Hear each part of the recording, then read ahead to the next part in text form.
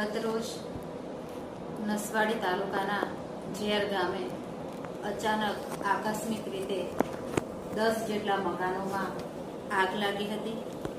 આજરોજ ભારતીય જનતા પાર્ટીની તમામ ટીમ સાથે આજે તમામ 10 લોકોના જે મકાનોમાં આગ લાગી હતી એ તમામ ઘરની આજે અમે સ્થળ મુલાકાત કરી। ત્યાંના ઘરના જે લોકો હતા એમને મળ્યા। આકસ્મિક જે આગ લાગી છે એનાથી ખૂબ જ દુઃખની લાગણી અનુભવું છું। આજે અમે પૂરી ટીમ દ્વારા એમને સ્થળ મુલાકાત લીધી। જીવન જરૂરિયાતની જે ઘર વખરીનો સામાન હતો એ આજે આપ્યો। એ સિવાય જે ખૂબ જ નુકસાન થયું છે એમ એ લોકોના જે સાધનિક કાગળો છે એને પણ નુકસાન થયું છે, તો એને પણ વહેલી તકે નવા ડોક્યુમેન્ટ્સ બની જાય એવી અમે ઘરના તમામ લોકોને આશ્વાસન આપ્યું છે। સાથે સાથે અગાઉ ખૂબ જ દુઃખની લાગણી અનુભવું છું।